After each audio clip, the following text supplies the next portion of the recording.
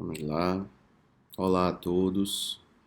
Sejam bem-vindos aqui ao canal do YouTube do projeto de extensão em Educação em Saúde, promovido pelos estudantes do curso de Radiologia do Instituto Federal de Pernambuco. E em tempos de pandemia, vamos fazer uma apresentação aqui bem sucinta de um tema muito importante para a sociedade em geral, que é o quadro de hipertensão arterial sistêmica. Ok? Então, primeiro a gente precisa definir o que é hipertensão arterial. Hipertensão arterial, no contexto da sociedade, é muito conhecida como pressão alta. Então, maminha, painho tem pressão alta, ou se não hipertensão, né? Mas o que seria isso? É uma condição clínica que depende de múltiplos fatores, a gente vai conversar sobre isso em breve, mas é caracterizado por níveis elevados e sustentados de pressão arterial. Então, nossa pressão ao longo do dia, devido às nossas diversas atividades, essa pressão ela varia. Então, uma hora eu estou acordado, outra hora eu vou subir um lance de escadas, outra vez eu estou dirigindo e sou cortado no meio do trânsito, é, recebo uma notícia forte, lembro de uma conta que eu paguei, ou que está faltando pagar e que passou o prazo. Enfim, minha pressão ela vai variar com diversas situações, atividades físicas, situações sociais, emocionais.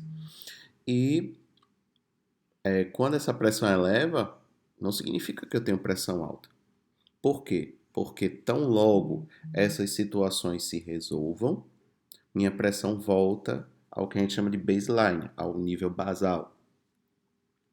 Então, quando a gente fala de pressão alta, de hipertensão, a gente fala principalmente de eventos de elevação da pressão arterial que são sustentados. Então, isso é muito importante. Então, são pessoas que, independentemente da situação que se encontram, elas vão estar com a pressão arterial elevada.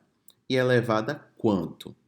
Bem, de acordo com as diretrizes da Sociedade Brasileira de Cardiologia, que é um material em que embaso essa apresentação, definimos hipertensão arterial quando nós temos uma pressão arterial sistólica maior ou igual a 140 milímetros de mercúrio e uma pressão diastólica maior ou igual a 90 milímetros de mercúrio.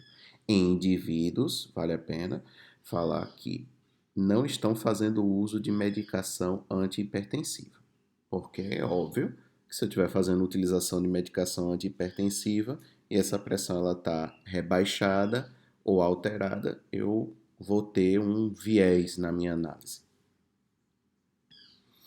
Então, vamos continuar. E o que leva uma pessoa a ter uma hipertensão arterial? Então, como a gente pode olhar aí nesse gráfico, nós temos diversos fatores que corroboram para uma pessoa ter hipertensão. Então, vale a pena ressaltar alguns. O genético, ou seja, pode observar que o médico, em uma consulta, uma das primeiras coisas que ele pergunta é: quais são os antecedentes de doença na sua família? Sua mãe, seu pai, o que é que eles têm de doença? Do que se faleceram, do que morreram. Compreende? Por quê? Diversas doenças têm um fator genético associado. Não significa que se um pai ou uma mãe tem hipertensão, o filho terá, mas indica que existe uma predisposição genética para que isso se manifeste. Não basta somente a questão genética, como vocês podem olhar, mas é um fator importante. Um segundo fator que é muito importante é o ambiental, que está relacionado ao quê? Hábitos e costumes. Então, hipertensão ela está muito associada a sedentarismo. Então, geralmente são pessoas sedentárias. Hipertensão está muito relacionado à obesidade e sobrepeso, o que remete automaticamente a uma alimentação desregrada. Então, tudo isso está aí nesse tópico ambiental. Então, a região de variável genética e ambiental são as principais que nós encontramos para a hipertensão arterial ser tão prevalente na população em escala mundial. É claro que existem outros, como vocês podem observar. Tem um anatômico, adaptativo, neural, endócrino. Então, o paciente ele pode ter uma doença endócrina que repercute com o aumento da pressão, né? Questões humorais e hemodinâmicas. Mas, de forma sucinta, a gente deve se prender principalmente às questões genéticas e às questões ambientais. Se nós controlarmos essa questão ambiental e trabalharmos na questão genética, como assim trabalhar na questão genética? Ora, se eu sei que meu pai é hipertenso e eu sei que minha mãe é hipertensa, se eu já sei que eu tenho uma condição genética favorável para manifestar uma doença, então eu desde cedo tenho que ter um ajuste das demais variáveis que compõem a hipertensão arterial e controlá-las. Então eu posso controlar minha alimentação, eu posso controlar minha ingesta de sal, eu posso controlar sedentarismo ou realização de atividade física.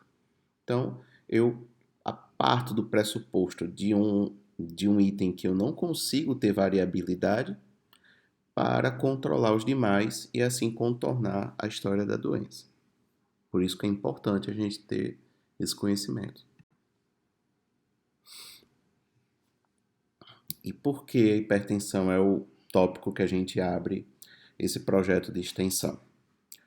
Porque a hipertensão arterial ela tem alta prevalência, ou seja, os números de pessoas que são diagnosticadas com hipertensão e as pessoas que já sabem que têm hipertensão são números alarmantes. Isso em todo o mundo, não é só Brasil, tá bom? E tem uma baixa taxa de controle, que é o que eu vou me demorar mais nessa palestra. Então, a hipertensão ela já é conhecida há muitos anos. Nós temos um arsenal terapêutico fantástico, diversos tipos de medicação. Já sabemos diversos fatores que estão associados à hipertensão. Sabemos de alimentação, sabemos da obesidade, sabemos de tudo, mas em pleno século XXI nós temos uma baixa taxa do controle. E a gente precisa discutir isso em sociedade. Como é que uma doença que é tão prática no tratamento tem uma baixa adesão da sociedade e uma baixa taxa de controle? Ok? Então, ela é considerada um dos principais fatores de risco modificáveis e um dos importantes problemas de saúde pública, pelo que eu falei anteriormente. Então, estima-se que aqui nós temos 36 milhões de habitantes, né, com hipertensão na faixa adulta. E 60% dos idosos no Brasil têm um quadro de hipertensão. Então, esses são quadros importantes. Por que são importantes? Pelo próximo fator que está esmiuçado no slide. Uma colaboração direta e indireta em 50% das mortes de doenças cardiovasculares. Então, quando eu falo de doença cardiovascular, a gente vai mostrar já já, mas são as principais causas de morte no mundo. E se são das principais causas de morte no mundo e eu tenho uma doença que está levando responsabilidade direta ou indireta por metade dela, então isso aqui é algo muito importante de ser tratado em nível de saúde pública. Ok? Esses números por si só justificam a importância da pressão alta. Tá certo? Em inquéritos populacionais em cidades brasileiras nos últimos 20 anos apontaram a prevalência de hipertensão acima de 30%. E com certeza esses números estão bem abaixo do real. Por quê? Porque esses inquéritos muitas vezes eles são feitos sem nenhuma base de exame clínico. Então, muitas vezes é uma enquete que é feita. A senhora tem pressão alta? A senhora tem hipertensão? Muitas vezes as pessoas respondem de qualquer jeito para terminar logo, não está afim de participar da entrevista. não quer participar da pesquisa, ela vê aquilo como uma perda de tempo, então ela vai respondendo de forma aleatória. Se ela responder sim, ela entende muitas vezes que isso vai alongar a entrevista. Então ela vai dizer logo não. Então, provavelmente isso aí está subnotificado. E entre os gêneros, existe uma prevalência um pouco maior nos homens do que nas mulheres. Isso a gente também verifica na mortalidade pelas doenças cardiovasculares. Ok? Vamos lá. Esse gráfico aqui está na diretriz de hipertensão arterial da Sociedade Brasileira de Cardiologia. E eu quero mostrar, né, com esta figura o seguinte. Observem que isso aí é a mortalidade, né, relacionada à hipertensão, ou seja, todos esses do gráfico aqui tinham hipertensão. E aí a gente tem um achado alarmante. Ó. De boa parcela das pessoas que morreram com o quadro de hipertensão, mais de 30%, ou seja, mais de, né, praticamente um terço da população, ela morreu de doenças isquêmicas do coração. Ou seja, são aquelas pessoas que infartaram, como está ali. E chegando muito próximo deste terço, nós temos as doenças cerebrovasculares, que são os acidentes vasculares cerebrais, os AVCs, atualmente conhecidos como AVEs, do tipo hemorrágico principalmente. E aí a gente está levando quase 30% da população morrendo. Lembre-se que isso não são eventos que ocorrem, isso são eventos que matam. Então, se juntarmos os dois, nós verificamos que 60% das mortes de hipertensão são as relacionadas às principais causas de morte no mundo. E aí isso remete àquilo que a gente comentou anteriormente, que as doenças cardiovasculares são as que mais matam no mundo e que a hipertensão leva metade delas. E aqui no Brasil, nesse contexto, leva até bem mais. E qual a importância da gente trazer isso nessa palestra online, trazer isso nesse vídeo? É porque a hipertensão está associada a outras doenças que vão prejudicando cada vez mais a saúde do indivíduo, principalmente crônico, ou seja, ao longo do tempo. Então, a hipertensão está associada a diversas doenças, como dislipidemia, pessoas que têm aquelas taxas de colesterol e triglicerídeos alteradas, geralmente associada ao que? Ao próximo quadro, obesidade. Vale a pena desmistificar, nem toda paciente que tem dislipidemia tem obesidade. Às vezes você tem uma pessoa magra, eutrófica, dentro do IMC adequado, mas que tem uma dislipidemia. Tá bom? Então, não necessariamente estão associadas, mas reconhecemos que existe uma ligação. Nós temos a obesidade, é um problema mundial, né, relacionado ao sedentarismo e à alimentação desregrada. Aí você pode perguntar, Conrado, mas tem pessoas que têm obesidade mas elas têm porque elas têm uma doença. Então, raramente nós temos quadro de obesidade primária, ou seja, uma obesidade que é uma doença raiz. Geralmente a obesidade está relacionada a fatores comportamentais. E aí tem os outros desfechos, como diabetes, que é outro problema, isso vai ser outra palestra que a extensão vai trazer, bem como desfechos cardiovasculares graves, como AVC, né, doença cerebrovascular, que a gente comentou, infarto agudo do miocárdio, insuficiência cardíaca, doença renal crônica e as doenças arteriais periféricas, ou DALPs, né, doença arterial oclusiva periférica. Então, tudo isso causam ou morte ou causam comprometimento substancial na qualidade de vida.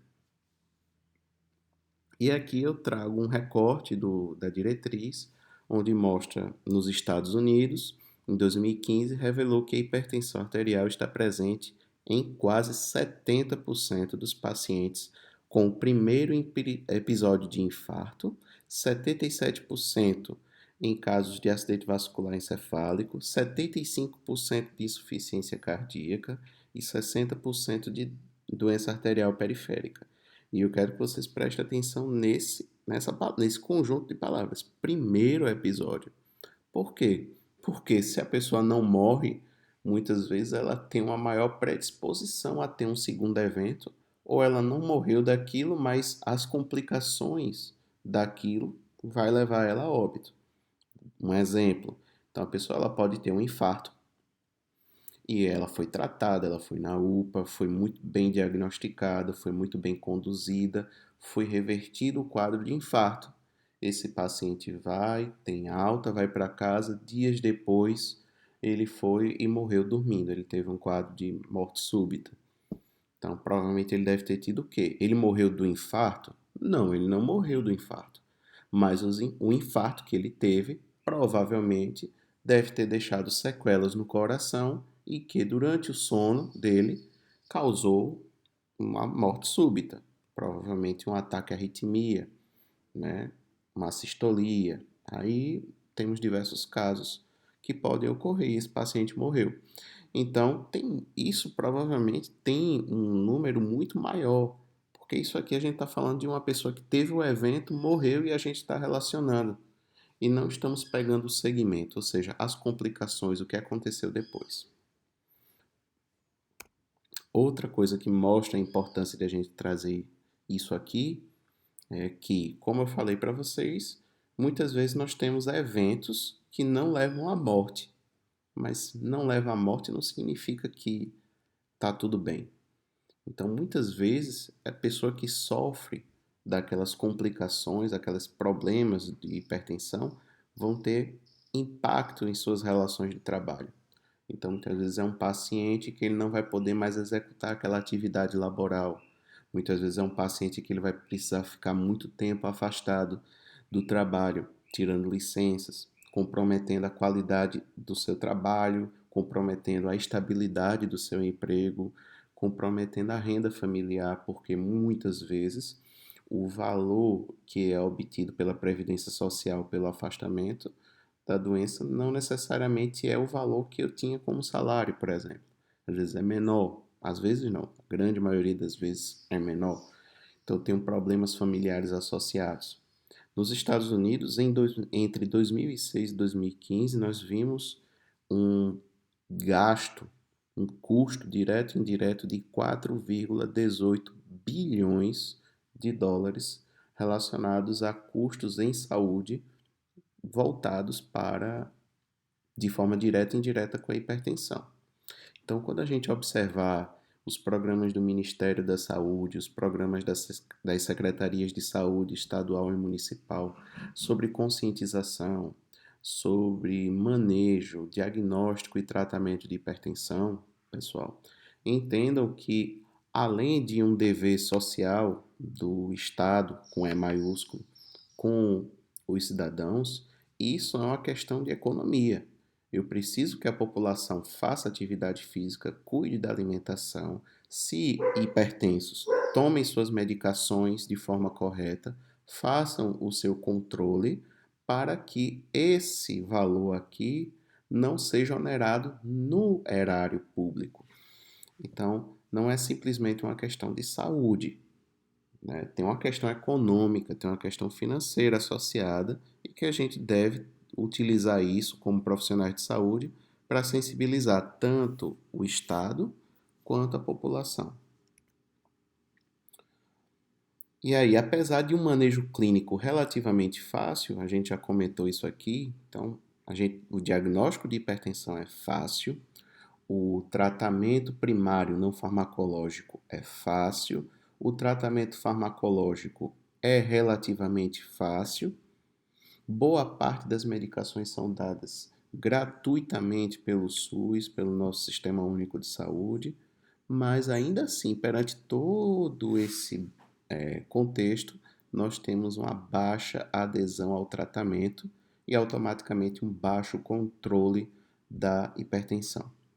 E aí, esse é o grande problema atual na nossa sociedade, tá bom? Então, como o texto está dito aí, apesar de manejo clínico relativamente fácil, múltiplas drogas disponíveis, indicadores sociais demonstram grande dificuldade nesse enfrentamento. Então, basicamente é o quê? Se você tem pressão alta, fazer atividade física, né? Não necessariamente musculação, pode ser uma caminhada, tá ok?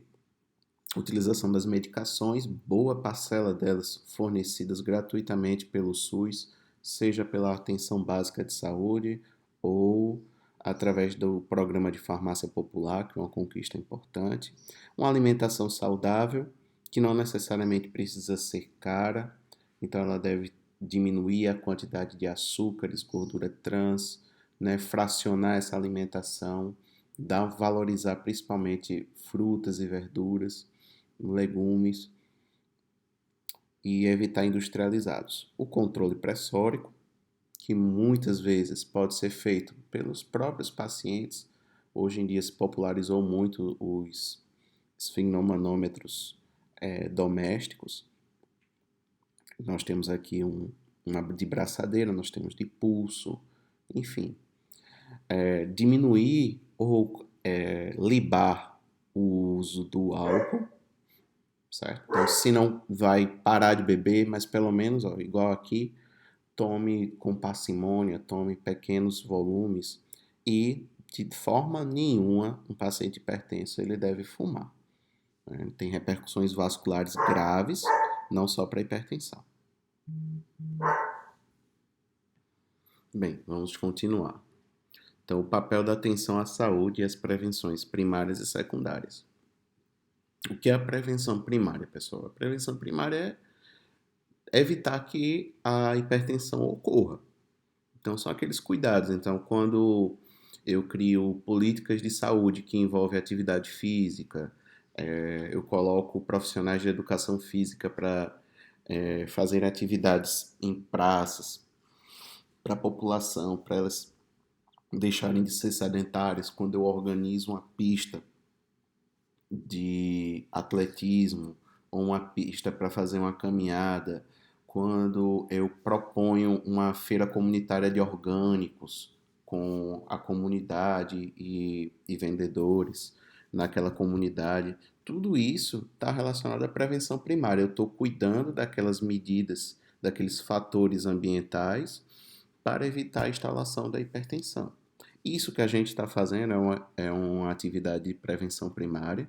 O intuito do nosso projeto de extensão é esse, de trazer informação à população para que ela saiba se cuidar e estabelecer um canal para que ela tenha acesso a esse tipo de informação e saiba se cuidar. E as secundárias são aquelas que, uma vez instalada a hipertensão, a gente possa mitigar os efeitos dela. Então, a pessoa é hipertensa? É. Então, vamos controlar essa pressão alta? Então, vamos fazer atividade física, vamos tomar o remédio no período certo, vamos fazer um mapa de controle da pressão arterial, vamos diminuir a ingesta de sal. Tem dificuldade de aderir à dieta? Vamos para um nutricionista para a gente adequar a tua alimentação. Tua capacidade financeira não é tão boa, então vamos verificar o que é que você pode comer que você tem acesso financeiramente. E assim vai, a gente vai fazendo um manejo secundário no caso. Então, o papel da atenção é detectar precocemente a hipertensão. Quanto antes eu descobrir que tenho hipertensão, melhor a minha capacidade de resposta ao tratamento, seja ele não farmacológico ou farmacológico, e também eu diminuo o tempo de ação dessa hipertensão, deteriorando o meu corpo. Próximo tópico é acompanhar os hipertensos nos estágios iniciais 1 e 2. Não cabe aqui a gente mostrar como estratificamos esses pacientes, mas são pacientes nos quadros iniciais. Né? Então, acompanhar eles. Por quê? A gente já comentou. São pacientes que têm um difícil manejo, eles tendem a não aderir ao tratamento. A gente vai explicar o porquê, mas a gente já expôs esse problema aqui na apresentação. Então a gente precisa estar junto. Então, se você tiver um parente ou se você mesmo é hipertenso, tenha consciência de que você não está só nessa questão, tem muitas pessoas Muitas pessoas, tal qual você ou algum parente seu, que negligencia no tratamento, precisa estar atento porque você está permitindo a deterioração da sua saúde e aumentando sua probabilidade para desfechos desfavoráveis. A gente já falou aqui de infarto, já falamos aqui de além de hipertensão, acidente vascular cerebral. São quadros que matam muito e que, além de matar, né, que no meu ponto de vista chega até a ser pior do que a morte, é deteriorar sua condição de vida. Então imagine, por exemplo, uma pessoa que é extremamente ativa, ela sai para trabalhar, ela cuida dos filhos, ela passeia com o cachorro, ele é um bom marido ou uma boa esposa, né, para o seu cônjuge. E aí do nada você teve um quadro de infarto, teve um quadro de acidente vascular cerebral e você agora é uma pessoa que não consegue mais trabalhar, uma pessoa que está colocada em cima de um sofá ou de uma cama e não consegue ajudar a família financeiramente, ou até mesmo é um fator de custo, porque você muitas vezes fica debilitado, você não pode andar, você tem que fazer fisioterapia, muitas vezes são pacientes que ficam acamados em definitivo, são pacientes que não vão poder mais se alimentar pela boca, tem pacientes neuropatas que vão ter que fazer gastrostomia, ter que fazer alimentação especial. Então, assim, tem diversas coisas que estão associadas à hipertensão. Então, é importante a gente estar trazendo isso aqui. Outra doença que é muito importante e que anda de braços dados muitas vezes com a hipertensão é a diabetes. Então, muito cuidado com a diabetes, principalmente se ela vier de mãos dadas com a hipertensão. Então, se o paciente ele é hipertenso e diabético, a gente tem que controlar os dois, né? Por conta de uma síndrome chamada síndrome metabólica. Ela entra em associação com a dislipidemia, hipertensão e diabetes. Essa tríade do mal causa problemas inimagináveis. São problemas graves em todo o corpo, desde problemas oftalmológicos, neurológicos, enfim, são muitos problemas que a pessoa vai encarar. E, por fim, acompanhar a população com hipertensão e demais fatores para o risco de doença cardiovascular, que são aqueles que eu mostrei que são quase 60% das mortes de doença cardiovascular relacionadas à hipertensão e a doença cardiovascular como a principal causa de mortes no mundo. Isso aqui foi retirado da diretriz de hipertensão arterial da Sociedade Brasileira de Cardiologia, onde mostra 14 estudos de diversos pesquisadores no Brasil. Né? Aqui nós temos elencados o Sul, Sudeste e Centro-Oeste. E eu trouxe aqui para vocês entenderem o motivo da falta de adesão ao tratamento e a falta do controle da pressão arterial. Então, essa coluna aqui mostra diversos trabalhos, né? Aqui, ó, Fux, Guz, Oliveira, Trindade. Aqui é a região onde o autor gerou esse material, esse estudo. Aqui, Porto Alegre, Rio Grande do Sul, Passo Fundo, Tubarão. O número de pessoas estudadas. E aqui são as variáveis do estudo. Então, eles verificaram como é a questão da pressão arterial na comunidade em relação ao conhecimento dela sobre a doença, o tratamento, no caso, a adesão ao tratamento, se trata ou se não trata, né? Se trata de forma não efetiva ou se não trata, ou trata de forma adequada. E aqui o teu controle, se a pressão está controlada, a pessoa está tomando sua medicação, ela é hipertensa, ela faz o tratamento ou não faz, e o seu controle, ou seja, trazer a pressão arterial para faixas aceitáveis. Então eu quero que vocês observem aqui primeiro os números. Então observem que é bastante variável como a população se diz conhecer a doença que tem, tá bom? Essa pesquisa envolve o quê? Pessoas que têm hipertensão. Então, por exemplo, tem populações aqui, como é abordada em Vitória do Espírito Santo, com um número considerável de pessoas, em que 27% da população diz conhecer sobre a doença. Isso é grave, né? Por quê? Porque você está acometido de um quadro, de uma doença que você desconhece e por muitas vezes, ao desconhecer, negligencia. E aí não faz adesão a tratamento e ao controle. Pode observar que aqui nem abordado foi. Na próxima coluna, a gente verifica o tratamento. E aí observamos que a faixa de adesão ao tratamento, de forma bastante trabalhosa, bate 77,5%. E olhe que nós temos aqui viés do tipo, quantas pessoas que têm pressão alta você pergunta, mas você se cuida? Essa pessoa diz sim, mas ela diz sim e automaticamente abre uma garrafinha de refrigerante, dobra a esquina e come um salgado, vai para casa e cozinha com aqueles temperos prontos, faz ingesta bruta de sal, de sódio, de produtos enlatados. Então, esse número aqui, apesar de alto, muito provavelmente não vai condizer com a realidade. Mas mesmo assim, a maior parte dos dados mostra que a maior parte das pessoas não adere bem ao tratamento. Nós chegamos aqui ao quadro de 11,4% de pessoas que dizem que não seguem o tratamento conforme foi prescrito. E aqui o controle da pressão arterial e a gente verifica o mesmo problema. Né? Então, de forma bastante árdua, se bate 35%. Ok? Então, a maior parte você verifica que são pessoas que não têm um controle pressórico bom.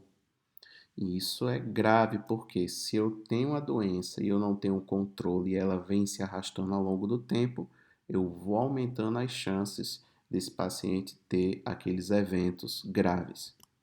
Então, aqui só para a gente destacar dois casos importantes. Aqui visto por Pereira, no município de Tubarão. É um estudo pequenininho, mas a gente verifica o quê? Ó, metade conhecia, não é um número legal, mas vamos relevar. Boa parte deles aderem ao tratamento e é bem similar, mas o controle é lá embaixo. Então, o controle é baixo, apesar de tudo isto, tá bom? E a gente verifica aqui dois municípios, né, Bambuí e Formiga, ambos de Minas Gerais, e a gente verifica taxas de conhecimento bem maiores do que esse aqui, que a gente viu Tubarão, 76,6, 85,3, e a repercussão disso, quando eu conheço sobre a doença, eu me trato melhor, como vocês podem ver aqui, ó, eu tenho um incremento na parte da população que se cuida, que adere ao tratamento prescrito pelo médico e eu aumento a fração da minha população que tem o controle. Então, isso mostra a importância de fazermos o trabalho que estamos fazendo aqui, de apresentar a doença, de trazer informações e de abrir o canal para a comunidade do Instituto Federal para esclarecimento sobre a doença. Quais são os fatores de risco? Então, assim, qual é o principal alvo da hipertensão arterial? É o homem acima dos 55 anos, geralmente, se for mulher, acima dos 65. Entendam esse perfil epidemiológico não como mandatório. Então, eu vou encontrar homens com 30 anos hipertensos, eu vou encontrar mulheres com 35 anos hipertensas, mas isso aqui é uma amostra do perfil epidemiológico da hipertensão arterial no Brasil. Então, geralmente acomete mais homem do que mulher, tá bom? Geralmente as mulheres são acometidas de forma mais tardia. Geralmente apresenta o quê? História de hipertensão ou de doenças cardiovasculares em parente de primeiro grau. Então, aquela pessoa que a maninha infartou 2 vezes, painho teve que fazer uma ponte de safena, ou se não, minha mãe é hipertensa. Eita, meu pai, ele teve morte súbita, morreu dormindo. Ou se não, minha mãe teve um derrame. Tudo isso que é adquirido através da investigação clínica pelo médico, ele vai construindo o raciocínio clínico para entender que aquela pessoa tem uma predisposição ou talvez esteja com hipertensão arterial. O fumo, o fumo não somente para hipertensão arterial, mas para diversas doenças vasculares, dislipidemia, é muito importante, ou seja, a pessoa que tem alteração nas suas taxas de colesterol, principalmente redução do HDL e aumento do colesterol total, que aumenta sim o LDL. Pacientes que começam a ter o quadro caminhando para diabetes, ou seja, resistência insulínica, alguns já até diabéticos já, e a obesidade. Então, esse é o perfil que a gente trabalha. Então, quando a gente olha para um paciente e verifica, olha, já observa que ele tem notoriamente, ele entrou no consultório, você observa, ele está obeso, né? Você já verifica o sexo, a faixa etária, e complementa isso com a história do paciente, alguns dados laboratoriais, a gente verifica o fator de risco do paciente. Hipertensão não. Hipertensão basta isso aqui. E o que atrapalha muito a gente enfrentar a hipertensão é essa situação. É um paciente que vem para consulta e ele reclama de qualquer coisa, ou senão muitas vezes ele é obrigado. A esposa diz, vá para o médico, você tem que ir para o médico. Então fica é, forçando ele e ele diz, eu vou hoje no posto de saúde, ou senão hoje eu vou no médico. Aí vai no médico, o médico diz, o que é que eu posso lhe ajudar? Aí, não, minha esposa está me aperreando, eu queria vir aqui para fazer um check-up. E aí a gente afere a pressão desse indivíduo e diz, olha, senhor, eu tenho que lhe informar, o senhor está hipertenso. Aí ele fala assim, mas eu não sinto nada. Então, esse é o grande problema da hipertensão arterial. É uma doença que corre silenciosamente. Então, é uma doença que vai consumindo e deteriorando organicamente o indivíduo de forma silenciosa. Então, muito provavelmente, o diagnóstico da hipertensão arterial ocorre dessa forma como eu criei nesse cenário. Conrado, a pessoa pode ter sintomas de hipertensão? Pode. Então, existe a possibilidade, sim. Então, pode ser uma pessoa que tem queixas de tonturas sem explicação nenhuma, não tem labirintite, não tem histórico de labirintite, não tem histórico de doença neurológica, nada justifica aquela tontura. Então, a tontura a esclarecer pode ser um quadro hipertensivo. Epistaxe, né? Então, pessoas que olham, mas, poxa, pelo menos uma vez no semestre eu tenho, meu nariz sangra, eu não sei por quê. A gente afasta outras causas que podem levar a epistaxe, né? E o sangramento nasal, mas uma das possibilidades é a hipertensão. Não é muito comum. Essa aqui é a mais comum, a dor de cabeça. Então, pessoas que têm dor de cabeça cronicamente, né? Pessoas que são assíduas de ficar tomando os analgésicos. Então, ela já toma de praxe, né? Uma visita à farmácia para comprar analgésico semanal, porque ela não consegue viver sem analgésico. E a gente questiona por que você toma tanto. Ele diz, porque eu tenho muita dor de cabeça. Então, isso pode ser relacionado a um quadro de hipertensão correndo lá. E, por fim, um quadro de fadiga, cansaço constante, uma apatia para atividades. Então, tudo isso podem ser quadros que fazem uma sugestão de hipertensão. Mas lembrando, boa parte deles não sentem nada. E qual é o perigo? A doença vai correndo com o tempo e causando os riscos como demência. Então, pacientes que são hipertensos crônicos não controlados, eles estão mais vulneráveis a um processo de envelhecimento que curse com demência vascular. Eu posso ter quadros de acidente vascular cerebral, derrame, doença renal crônica, né? Pouco falado, principalmente pela mídia, pela comunidade científica, nos ambientes de educação e saúde. Isso aqui é gravíssimo, pessoal. Então, uma pessoa que depende de hemodiálise é uma pessoa que tem um comprometimento da qualidade de vida. e a gente tem que falar sobre a saúde do rim, aqui insuficiência cardíaca e o quadro de infarto. Então, continuando aqui, e como é que a gente faz esse controle do paciente? Primeira coisa é verificar que a pessoa tem de fato hipertensão. Então, o diagnóstico a gente tem que ter duas medidas dependentes, feitas de forma criteriosa, e monitorar o paciente.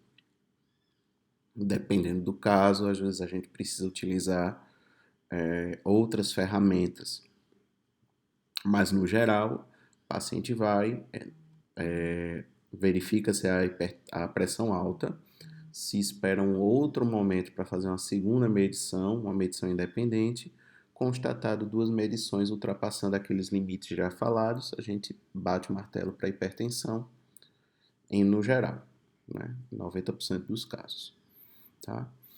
Outra coisa que é importante é identificar os fatores de risco desse paciente.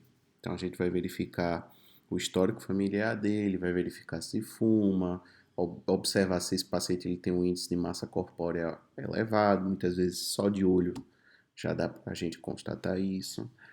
E iniciar principalmente isso aqui, estilo de vida, tá bom? Então a gente vai falar mais à frente das mudanças e no que isso repercute na diminuição dos sinistros clínicos, né? De diminuição do risco de infarto, diminuição do risco de acidente vascular cerebral, tá bom? Avaliar a existência ou não de danos em órgãos-alvo.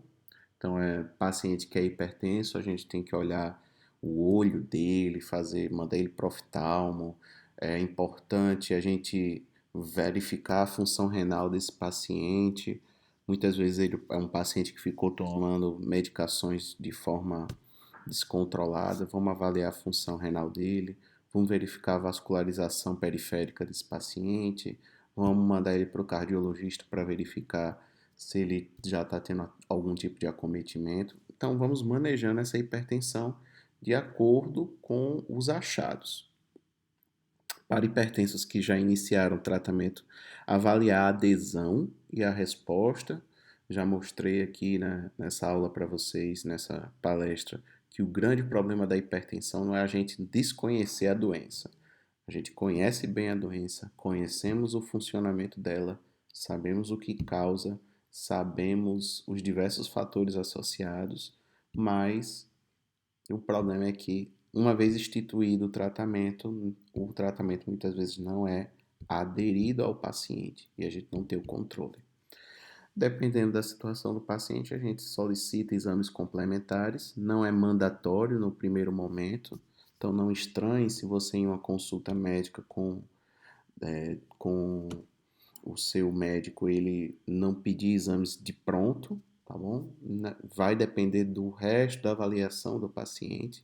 Hipertensão, o diagnóstico ele é clínico, puramente clínico, e agendar consulta com o seu médico quanto necessário. Então é importante que você tenha uma frequência para acompanhar a saúde de forma geral, não necessariamente hipertensão.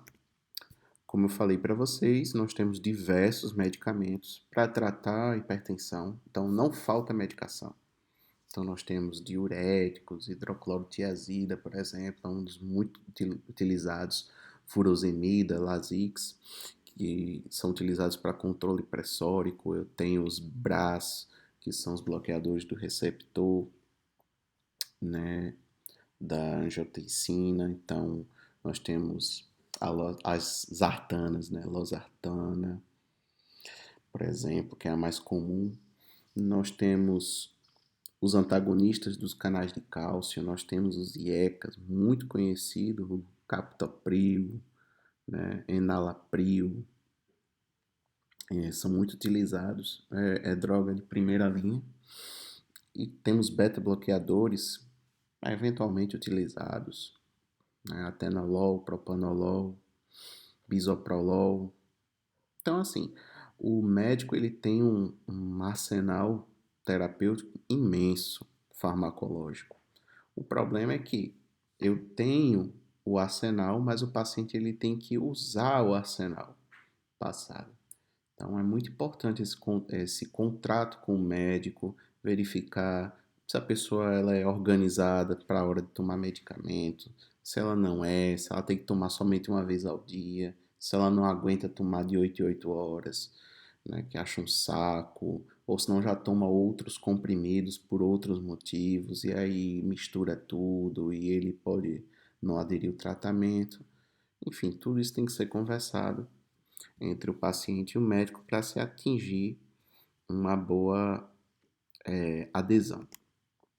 E aqui, por fim, eu queria mostrar para vocês que com medidas simples nós conseguimos ou evitar a instalação da hipertensão arterial ou, se uma vez instaurado o quadro de hipertensão arterial, nós conseguimos controlar para que isso não vire algo pior, como o infarto e o AVC, que são os grandes vilões. Então, por exemplo, se você descobre que tem hipertensão e você faz um controle do colesterol, um controle dos triglicerídeos, faz uma dieta adequada, né? Se constatada a dislipidemia, faz o tratamento da dislipidemia, que é outra doença, outro quadro. Então, se você faz o controle do seu colesterol, você acabou de diminuir em 33% o teu risco de infarto, 25% o risco de morte e 20% do risco de derrame. Lembrando que pode parecer dúbio, mas não necessariamente você infartando vai morrer ou de ter o derrame vai morrer, certo? Então, você reduz o risco de morte em 25%, 33% o risco de infarto e 20% o risco de derrame. Se você fizer o controle da pressão, então o médico diz: olha, todo dia vai anotando, acordou, vai, se senta antes de tomar o café, antes de tudo, afere tua pressão, toma tua medicação nos horários corretos, faz atividade física. Então, se você está fazendo o controle da pressão arterial, tua pressão está no nível bom, você diminui 42% o risco de derrame, 15% o risco de infartar. Observem esse valor. Se você parar de fumar, estava fumando, descobriu que era hipertenso, o médico te explicou, olha, isso aqui tem que parar agora, porque isso pode te matar, você diminui em até 70% o risco de morte e 50% o risco de infarto. E perder peso e exercício físico diminui em um quarto o risco de você ter diabetes. Aí você diz, finalmente algo sem infarto e sem AVC, sem derrame. Mas aí eu trago essa informação que é muito importante. Quem tem diabetes tem 4 vezes o maior risco de morrer por doença cardiovascular. Então isso aqui tem que ser muito bem controlado e lembrar que se você, por exemplo, não perde o peso, vamos dizer, eu tomo o meu captopril, eu tomo minha losartana, eu parei de fumar, mas não controlei o colesterol, estou comendo de forma desregrada, como de tudo, não faço atividade física, não vai adiantar muito, porque você diminuiu isso, é importante, a gente tem que aplaudir, mas você está caminhando para isso aqui. E isso aqui, vamos dizer assim, é uma bala de canhão. Quando a gente fala de doença cardiovascular, uma pessoa que tem hipertensão, uma pessoa que tem um histórico de infarto ou histórico de doenças vasculares e a hipertensão está no meio, diabetes ela é uma persona não grata muito grande. Então, muito cuidado com todos esses fatores. Espero que vocês tenham gostado. Aqui está o meu contato, caso tenham alguma dúvida pontual sobre o tema. Infelizmente, nesse modelo a gente não tem a possibilidade de ter uma conversa, mas eu vou pedir para que o pessoal da extensão recolha as perguntas que vocês tenham e que lancem no canal e eu me predisponho a responder através deles. Ok? Espero que vocês tenham gostado e tenham um bom dia, ou boa tarde, ou boa noite, seja lá qual é o momento que você está assistindo esse vídeo.